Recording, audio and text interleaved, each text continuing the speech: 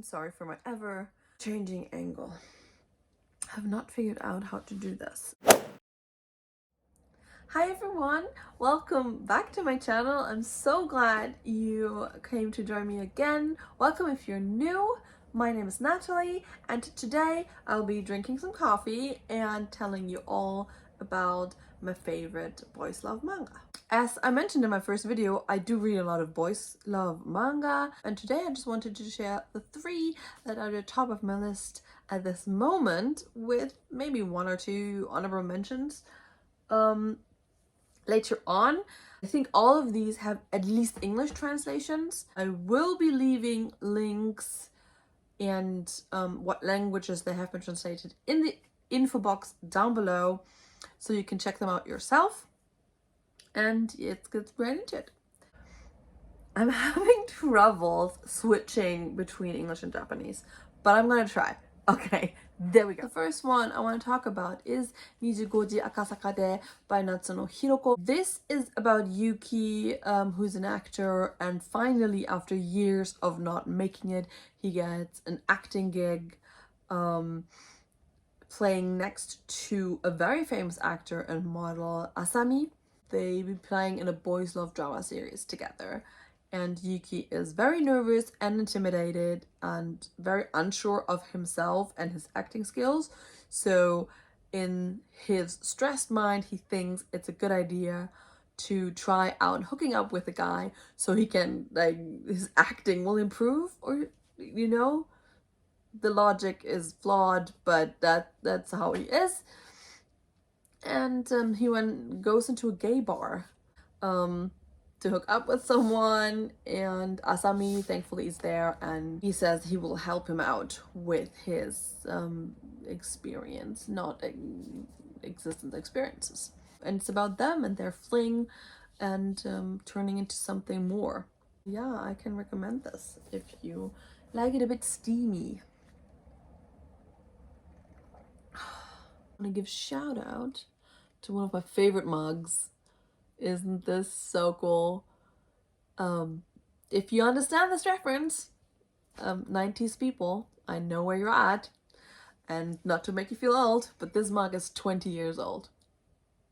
Or more. Oh god. And the next one, if I cannot do anything in this video, I hope I can make you read this. I will read you the whole title, but you will, maybe if you are into boys love manga in general, you will already know it under a different name. This is 30歳まで童貞だと魔法使いなれるらしい, also known as チェリまほ or cherry magic. This is about Adachi, and Adachi just turned 30 and comes to realize on the morning of his 30th birthday that the urban myth that if you're still a virgin when you're 30, you become a wizard, or someone who have magic abilities. He finds himself able to read the minds of anyone he touches. And then he finds out that his colleague Kurosawa has a crush on him, or he's like head over heels, I would say. But yes, he has a crush on Adachi, and it's about him navigating his feelings as well as Kurosawa's feelings, which he can now hear in his head. And it's absolutely beautiful. Their relationship is so genuine and cute and pure. Adachi's growth in this manga is just fantastic. And just him realizing certain things about him and about other people, like the assumption he makes and his own self-esteem as well. I think there's 3 volumes in English right now. I highly recommend this. My 9-year-old is reading this. She enjoys this so much. So in contrast to the other one I showed you before, this is very pure and just cute. And if you need something to warm your heart, this is it. Also, Adachi is hilarious.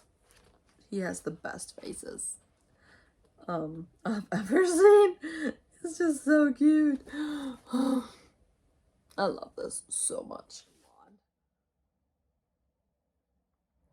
Yes, I have two honorable mentions, which I'm not going to go into much depth with, but one is the Takumi-kun series, written by Goto Shinobu, and the mangaka adaptation is by Oya Kazumi. This is about Takumi and Gi and just their relationship. It's a lot of short stories. There are heavy themes in this, so tread lightly with the trigger warnings if you want to read this. I don't think there's an English translation though. And the other one is an honorable mention because there is no English translation either. So this is Kimi no Nioi by Sagano Hio. This is a second chance novel about two people who had a crush on each other in high school, but they didn't act upon it, and they meet again, and then this is their story.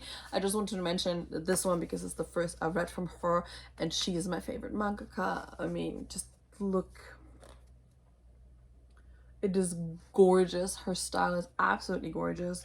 Her older works are a bit heavy on the themes, but she developed her style and her narrating.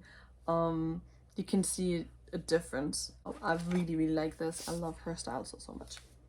Yes, and the last but definitely not least is my absolute favorite manga, probably, of all the manga, and it's just one shot. It's a short story. Short story. It's just one shot, not a series, and I love it with all my heart. And this is Live Senju no Bokura by Tokokura Miya.